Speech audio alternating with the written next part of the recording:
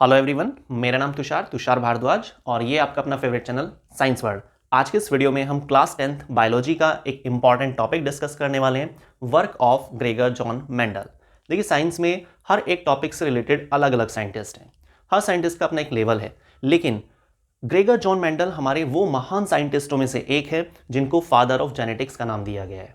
अब father of genetics हर किसी scientist के लिए तो नाम नहीं चलता है, ठीक है ना भाई। आप फादर लगा रहे हैं, इसका मतलब उस चीज़ की स्टार्टिंग। जेनेटिक्स क्या होता है? जेनेटिक्स एक बायोलॉजी की ब्रांच है जिसमें आप स्टडी करते हैं हेरिडिटी और इवोल्यूशन की, ठीक है।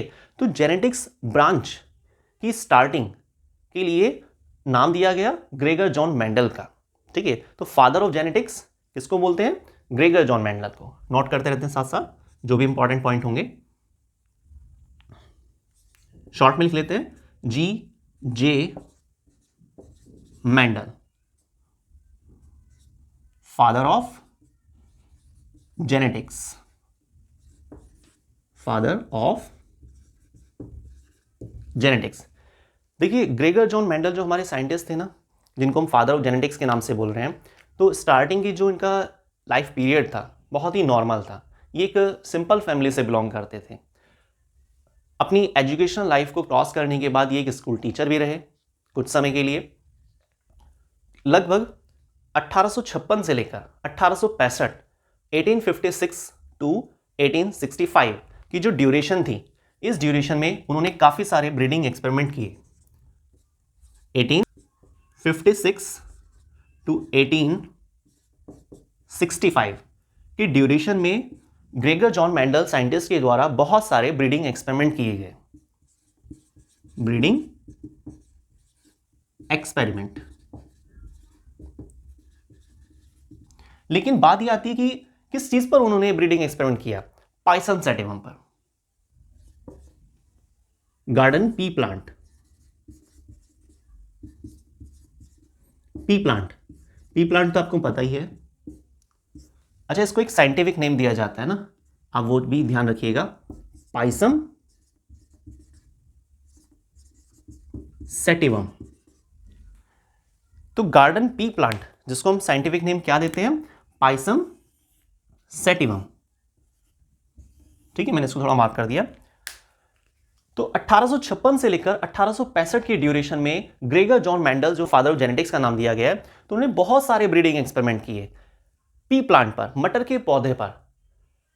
मटर के पौधे का साइंटिफिक नेम क्या होता है? Pisum sativum. लेकिन जो मेंडल साइंटिस्ट थे वो क्या साबित करना चाह रहे थे? मटर के पौधे की अलग अलग वेरिएंट्स के बीच में जो ब्रीडिंग एक्सपेरिमेंट किए जा रहे थे ग्रेगर जॉन मेंडल साइंटिस्ट के द्वारा, तो वो क्या साबित करना चाहते थे? देखिए, ग्रेगर जॉन मेंडल का मेन जो टारगेट था ना, वो ये कि भाई कैरेक्टर का ट्रांसमिशन होता है। ताकि उस समय कैरेक्टर वर्ड यूज नहीं किया गया था मेंडल साइंटिस्ट के द्वारा, ट्रेट वर्ड यूज किया गया था। तो traits means as a character, transmission होता है from first generation to next generation.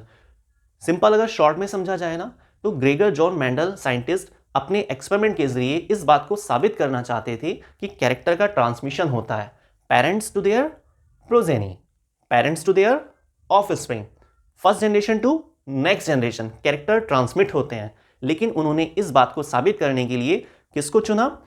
P plant को, पाइसम सैटिवम, जिसका साइंटिफिक नेम होता है, ठीक है।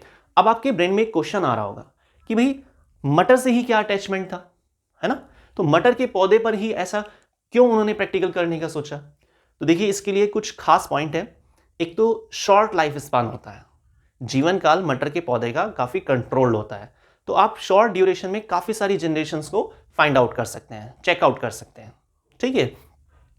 इसके अलावा मटर के पौधे के 7 पेयर ऑफ कंट्रास्टिंग कैरेक्टर होते हैं।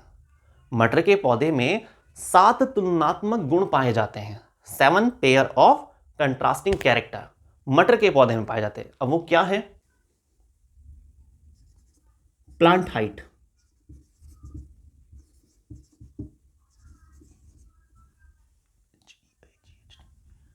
Plant height, seed shape, seed colour, pod shape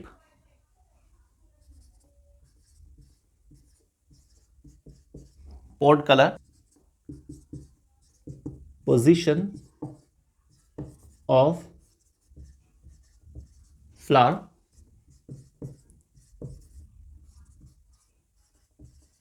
colour of flower. ये वो 7 पॉइंट हैं जिसकी वजह से ग्रेगर जॉन मेंडल साइंटिस्ट ने पी प्लांट को सेलेक्ट किया। ऐसा ही क्वेश्चन भी आता है, आपने एनसीईआरटी में भी देखा होगा, बल्कि हाइड्रेशन एंड एवोल्यूशन चैप्टर में क्लास 10th की बायोलॉजी में, why Mendel select pea plant. तो मेंडल ने पी प्लांट को सेलेक्ट क्यों किया, इसके पीछे रीजन क्या है कि मटर के पौधे में 7 तुलनात्मक गुण होते हैं, 7 पेयर ऑफ कंट्रास्टिंग कैरेक्टर पाए जाते हैं। यही रीजन है कि ग्रेगर जॉन मेंडल साइंटिस्ट के जरिए मटर के पौधे को चुना गया। अब वो 7 कैरेक्टर देखिए क्या क्या लिखे हैं यहां पर।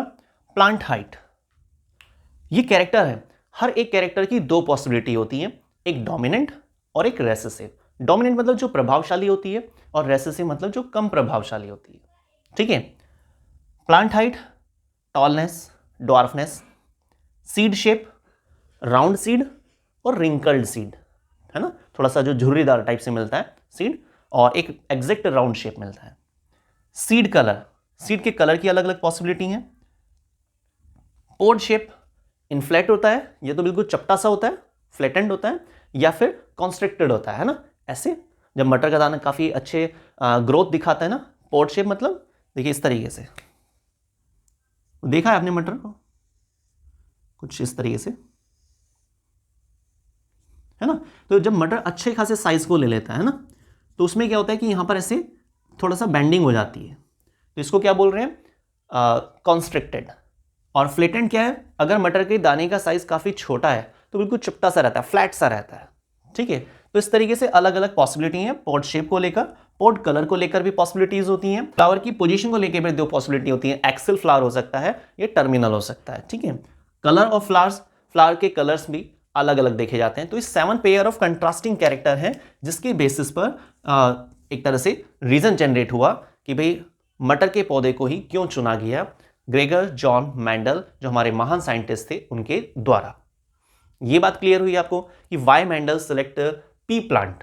ठीक है। तो इसके लिए आप ये याद रखना, ये 7 pair of contrasting character. Contrasting word मैंने यूज क्यों किया, क्योंकि डोमिनेंट और रेसेसिव, हर कैरेक्टर की 2 पॉसिबिलिटी होती हैं, एक डोमिनेंट और एक रेसेसिव। ठीक है।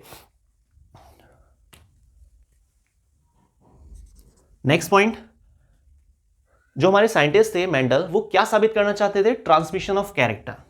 पॉइंट को नोट कर लेते हैं, transmission of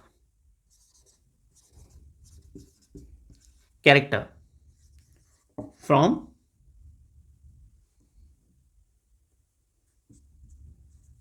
first to next generation. लेकिन देखिए जो टारगेट था वो तो आपको पता चल गया कि भाई क्या साबित करना चाह रहे थे अपने ब्रीडिंग एक्सपेरिमेंट्स के जरिए, कि भाई कैरेक्टर का ट्रांसमिशन होता है एक जनरेशन से दूसरी जनरेशन में। इसके लिए उन्होंने बहुत सारे एक्सपेरिमेंट किए, जिसमें से जो कैटेगरी बनाई जाती है वो है मोनोहाइब्रिड, मोनोहाइब्रिड क्रॉस, और सेकंड आता है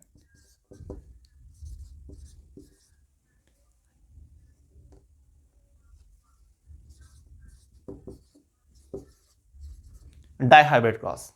तो 2 उन्होंने मेन कैटेगरी बनाई थी। मोनोहाइब्रिड क्रॉस, जब आप एक कैरेक्टर की 2 अलग अलग फॉर्म्स के बीच में क्रॉस कराते हैं, ठीक है, ब्रीडिंग कराते हैं।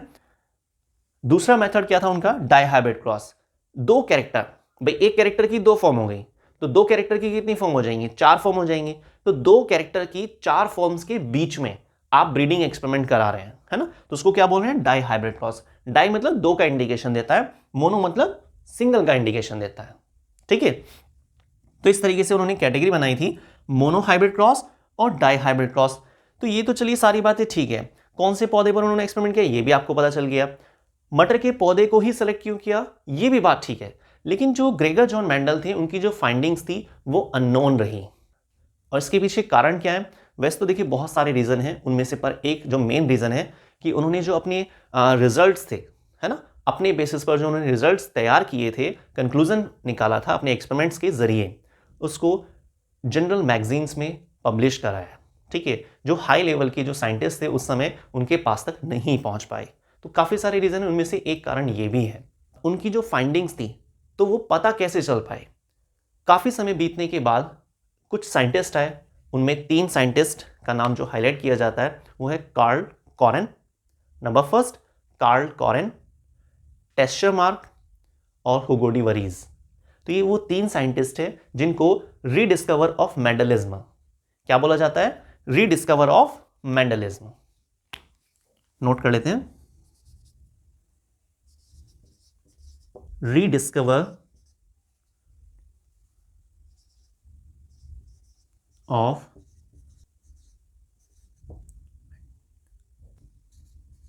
मेंडलिज्म, जिसमें 3 नाम जो आपको ध्यान रखने होंगे, कार्ल कॉरेन, टेस्चरमार्क और हुगो डी वरीज। ठीक है, इन्होंने जब देखा कि भाई कोई एक ऐसा टॉपिक है जो स्टार्ट हुआ, अच्छा टॉपिक था, स्टार्ट हुआ, एक्सपेरिमेंट्स भी हुए, लेकिन जो कंक्लूजन है वो फाइनल एक पॉइंट तक नहीं पहुंच पाया, है ना, सभी के सामने नहीं आ पाया। तो उस चीज़ को उन्होंने फिर एक्सपेरिमेंट्स के बेसिस पर, प्रैक्टिकल बेसिस पर रूल्स वगैरह तैयार किए, है ना, तो उन सब का इस्तेमाल किया, टेक्निक्स का, और सभी के सामने लेकर भी आए, है ना। तो जब ये बात क्लियर हो गई कि हाँ भाई जो आपके जरिए प्रैक्टिकल्स किया गया है वो बिल्कुल ठीक है और कैरेक्टर का ट्रांसमिशन होता है फर्स्ट टू सेकंड जनरेशन, तो फिर बात सामने आई कि भाई ये एक्चुअल में जो मेंडल का कॉन्सेप्ट था उस पर आधारित है। इसके बारे में डिटेल पहले ही दी जा चुकी थी काफ़ी हद तक। ठीक है, हालांकि एक्सपेरिमेंट्स वगैरह तो जो रीडिस्कवर थे मेंडलिज्म के लिए, जिनका नाम अभी मैंने आपको बताया, कार्ल कॉरेन, टेस्चरमार्क और हुगो डी वरीज, तो उन्होंने इस चीज़ को और एक्सटेंड करके बताया था, लेकिन फिर उस चीज़ का जो मेन आधार था वो मेंडल की कॉन्सेप्ट थी। इसीलिए फिर मेंडल, जो ग्रेगर जॉन मेंडल हमारे महान साइंटिस्ट थे, उनको एक नाम दिया गया फादर ऑफ जेनेटिक्स का। आई होप आपको क्लियर हो गया होगा कि भाई मेंडल को, ग्रेगर जॉन मेंडल जो साइंटिस्ट थे, उनको एक महान साइंटिस्ट क्यों कहा जा रहा है, उनको फादर ऑफ जेनेटिक्स कहने के पीछे क्या रीज़न है। ठीक है, और उनकी फाइंडिंग्स जो अननोन रही उसको सबके सामने लाने के लिए जो रिस्पॉन्सिबल 3 साइंटिस्ट हैं जिनको रीडिस्कवर ऑफ मेंडलिज्म के नाम से जाना जाता है, तो वो कौन से 3 साइंटिस्ट थे। और ग्रेगर जॉन मेंडल साइंटिस्ट के जरिए जो पाइसम सैटिवम मींस मटर का जो पौधा सेलेक्ट किया गया, क्यों सेलेक्ट किया गया, तो 7 पेयर ऑफ कंट्रास्टिंग कैरेक्टर क्या होते हैं, तो इस तरह के छोटे छोटे बहुत सारे पॉइंट्स, इंपॉर्टेंट पॉइंट्स आपको इस वीडियो में क्लियर हुए होंगे। तो आप कमेंट जरूर कीजिएगा और लाइक कीजिए, शेयर कीजिए, सब्सक्राइब कीजिए अगर आपने सब्सक्राइब नहीं किया है। मिलते हैं नेक्स्ट वीडियो में एक नए टॉपिक के साथ।